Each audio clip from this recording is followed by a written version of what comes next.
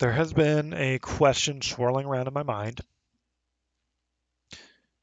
about deception. And the question is this: how do you convince somebody that they're being deceived? How do you convince someone that they're being deceived? If somebody's truly deceived, that seems like a pretty tough thing to do, right? Well, that in itself could take hours to try and unravel. But I'm going to actually take a step back because I think before we can ask how somebody else is deceived, what do we do if that person thinks that we are deceived? Now it becomes now it adds another layer of difficulty. Because not only do you have to convince somebody that they're deceived, but you also have to convince them that you're not the one who's deceived. When they actually think you're the one who's deceived, and it's kind of, you can kind of almost imagine it as like a mirroring effect. When you have the liberal who says that the conservative is the one who's deceived, the conservative is the one who actually thinks the liberal is deceived. And they both have their reasons. If you see my other videos, everybody has their reasons. And I find that this is, in a lot of ways, the root of so many issues in life. Well, everybody, not only does everybody think the other person's deceived, very few are willing to venture to such a playing field to ask themselves, well, how do I know that I'm not the one who's deceived? And this is why I am so passionate about paradoxes. This is why I'm so passionate about, I don't really care what the explanation is of the science, of the data, of the experience that people may have had, of the history, because all those things can be questioned. All those things rely on consensus in order for me to follow or to believe in, for you to follow or believe in. Consensus is needed to propagate truth. Truth doesn't just come across our path on its own. Somebody needs to bring that truth to us, and then we need to believe them. That's an aspect of consensus. But what doesn't need consensus at all is a paradox. And I've said this in my other videos. An example of a paradox is a married bachelor. And this is so powerful because that can't exist. Now, if somebody wants to convince me that they're married, okay, that can go one route. If somebody wants to convince me that they're a bachelor, that can go another route. But what you can never do is convince me that you're a married bachelor. What you can never do is convince me that you can draw a round square. What you can never do is convince me that you are drinking a non-alcoholic alcoholic beverage. Because those are all self-contradictory. Those are all paradoxes.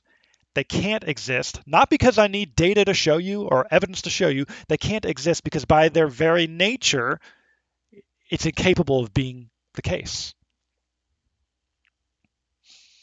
So why do I bring up paradoxes in the same conversation as deception? That's a good question. And by the way, I don't rehearse these videos before I make them.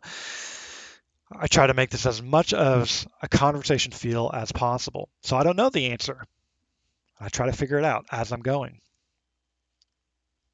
But I think there is a secret to this, that avoiding deception requires understanding paradoxes, understanding self-contradiction. While I might not know all the data, the facts, and such, what I do know is if such a worldview contradicts itself, the data doesn't matter. The data doesn't matter. If the paradox exists at all, it doesn't matter how much research there is. The research means nothing. It can't hold anything against a paradox. And so, what can I do in terms of asking an example of this? There's an example that comes to mind. I was thinking about making a video on this alone. So we'll see if I make a video on this or if this is all I ever do to talk about it. But When I think about one of the most fascinating topics in my mind and the world today is the topic of evolution. Extremely fascinating. And the reason why it's so fascinating for me is because, well, first of all, in order for anybody to believe it, again, consensus needs to bring it to your doorstep. I don't know the data. I haven't researched it myself. I have to trust that you researched it for yourself, and then I have to trust you that it's accurate. I have to trust that you didn't have to trust somebody else who had to trust somebody else on any aspect of this, right? Um, so that's one aspect that I find fascinating.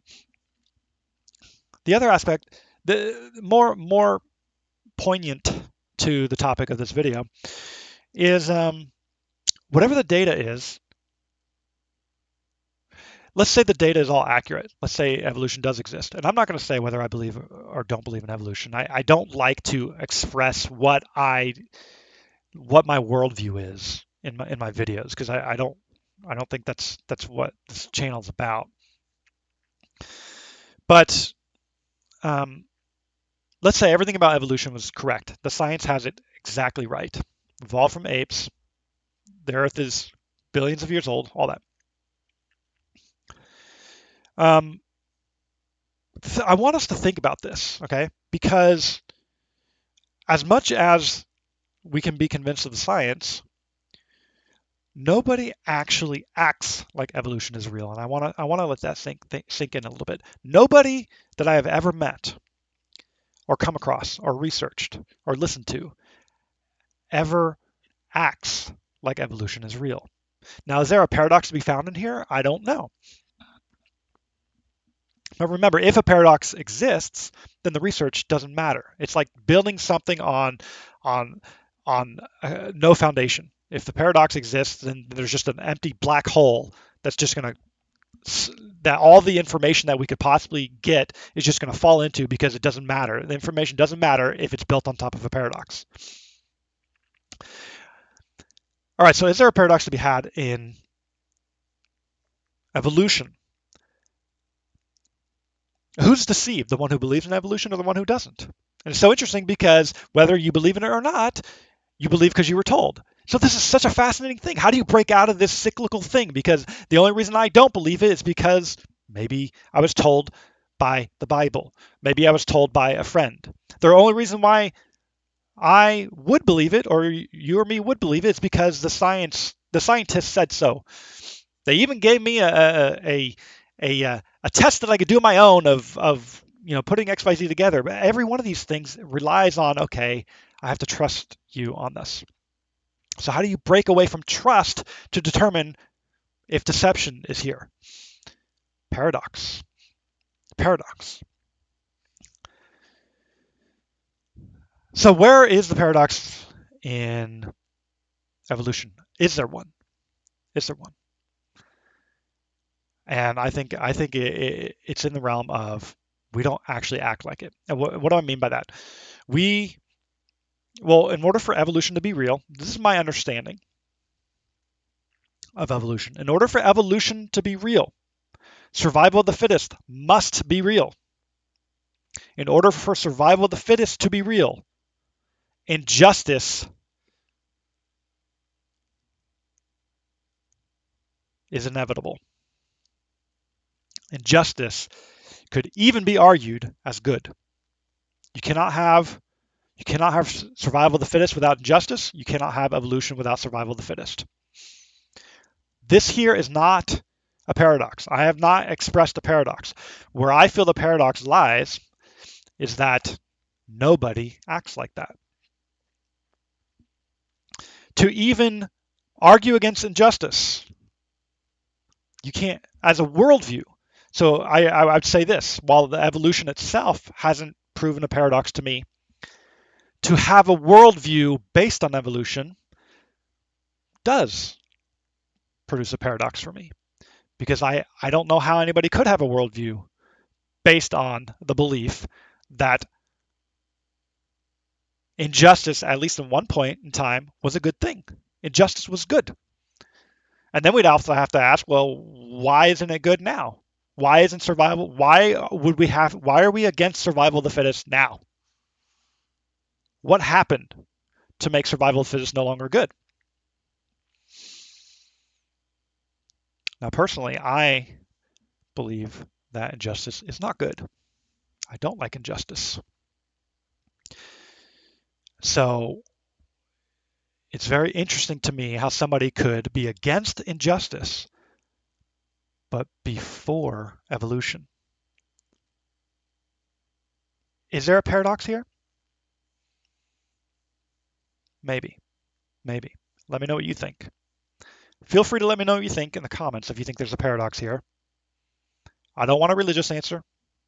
I don't want scripture being thrown at me, or us, or anybody in the audience. I don't want the scientific evidence. I just want to know how somebody can have a worldview that requires injustice to also be against injustice. Maybe that's how I'll say it. I don't know how anybody can have a worldview that requires injustice to also be against injustice. Let's leave it at that. Thanks for watching. I'll catch you next time.